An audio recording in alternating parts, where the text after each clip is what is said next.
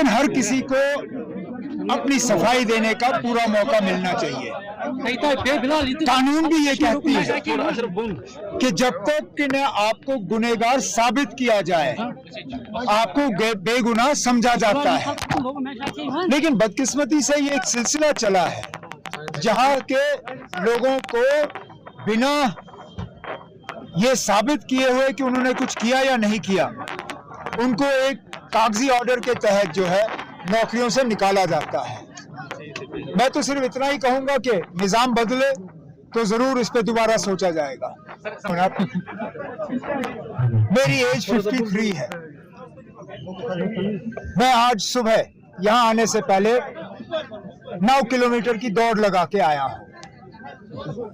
मैं अपनी पार्टी के उन तमाम सीनियर लीडरों को चैलेंज करता हूँ कि कल सुबह आके मेरे साथ दौड़ लगाएं। अगर वो मुझसे आगे निकल गए मैं ये तस्लीम करूंगा कि हम ओल्ड एज पार्टी हैं। लेकिन अगर मैंने उनको पीछे छोड़ दिया तो फिर मैं ये साबित कर दूंगा कि ओल्ड एज पार्टी हम नहीं वो है। आ जाए, चलिए। 9 किलोमीटर शायद उनके लिए मुश्किल होगा। मैं 5 पे ही कर लूंगा। वो 5 किलो, चुप करो यार, चुप करो। अगर वो 5 किलोमीटर में ही मुझे पीछे छोड़ दे तो ठीक है ना, हम ओल्ड एज। 26,000 है कहाँ? वो कहने की बात है ना। हमें तो कोई लिस्ट जारी होते हुए नजर नहीं आए। उल्टा जहां जहां लिस्ट निकले वहां पे धांधली हुई है और इंक्वायरी बिठाई गई। यहाँ कोई ट्रांसपेरेंट तरीके से फिलहाल रिक्रूटमेंट का कोई सिलसिला नजर ही नहीं आ रहा है।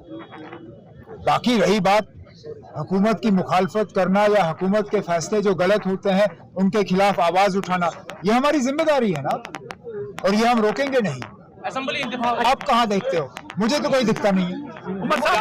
मुझे असेंबली इलेक्शन होते हुए फिलहाल नजर नहीं आते। तब कोई पावर प्रोजेक्ट्स एनएचपीसी को नहीं दिए। एनएचपीसी उस वक्त हमारी मजबूरी थी कि एनएचपीसी ने कुछ प्रोजेक्ट्स यहाँ कंप्लीट किए, लेकिन हमने उस वक्त भी, मैं ये बात अपनी तकरीर में कहना मुझे याद नहीं रहा, हमने उस वक्त भी डिमांड किया था कि अब एनएचपीसी ने हमारे इन प्रोजेक्टों पे बहुत कमाया है, अब वक्त आ गया है ये प्रोजेक्ट्स जम्मू कश्मीर के लोगों को वापस किए जाएं। मैं आज भी वजीर आजम साहब से गुजारिश करता हूं कि अगर वाकई जिस तरह उन्होंने कहा कि दिल्ली से दूरी और दिल की दूरी वो दूर करना चाहते हैं, तो ये जो एनएचपीसी के पास हमारे प्रोजेक्ट्स हैं इनको फौरी तौर जम्मू कश्मीर के आवाम के हवाले किए जाए। लेकिन हर किसी को अपनी सफाई देने का पूरा मौका मिलना चाहिए। कानून भी ये कहती है कि जब तक कि न आपको गुनहगार साबित किया जाए आपको बेगुनाह समझा जाता है। लेकिन बदकिस्मती से ये एक सिलसिला चला है जहां के लोगों को बिना ये साबित किए हुए कि उन्होंने कुछ किया या नहीं किया, उनको एक कागजी ऑर्डर के तहत जो है नौकरियों से निकाला जाता है। मैं तो सिर्फ इतना ही कहूंगा कि निजाम बदले तो जरूर इस पे दोबारा सोचा जाएगा। मेरी एज 53 है। मैं आज सुबह यहाँ आने से पहले 9 किलोमीटर की दौड़ लगा के आया हूँ। मैं अपनी पार्टी के उन तमाम सीनियर लीडरों को चैलेंज करता हूँ कि कल सुबह आके मेरे साथ दौड़ लगाएं। अगर वो मुझसे आगे निकल गए मैं ये तस्लीम करूंगा कि हम ओल्ड एज पार्टी हैं।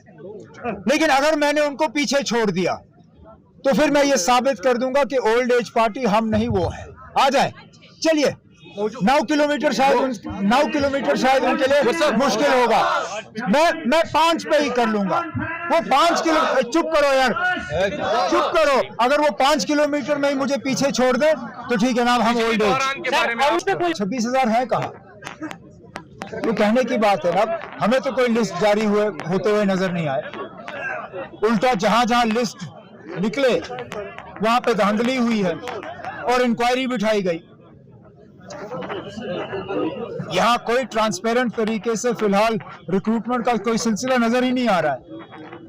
बाकी रही बात हुकूमत की मुखालफत करना या हुकूमत के फैसले जो गलत होते हैं उनके खिलाफ आवाज उठाना, ये हमारी जिम्मेदारी है ना, और ये हम रोकेंगे नहीं। आप कहाँ देखते हो? मुझे तो कोई दिखता नहीं है। मुझे असेंबली इलेक्शन होते हुए फिलहाल नजर नहीं आते। तब कोई पावर प्रोजेक्ट्स एनएचपीसी को नहीं दिए। एनएचपीसी उस वक्त हमारी मजबूरी थी कि एनएचपीसी ने कुछ प्रोजेक्ट्स यहाँ कंप्लीट किए, लेकिन हमने उस वक्त भी, मैं ये बात अपनी तकरीर में कहना मुझे याद नहीं रहा, हमने उस वक्त भी डिमांड किया था कि अब एनएचपीसी ने हमारे इन प्रोजेक्टों पे बहुत कमाया है, अब वक्त आ गया है ये प्रोजेक्ट्स जम्मू कश्मीर के लोगों को वापस किए जाएं। मैं आज भी वजीर आजम साहब से गुजारिश करता हूं कि अगर वाकई जिस तरह उन्होंने कहा कि दिल्ली से दूरी और दिल की दूरी वो दूर करना चाहते हैं, तो ये जो एनएचपीसी के पास हमारे प्रोजेक्ट्स हैं इनको फौरी तौर जम्मू कश्मीर के आवाम के हवाले किए जाएं।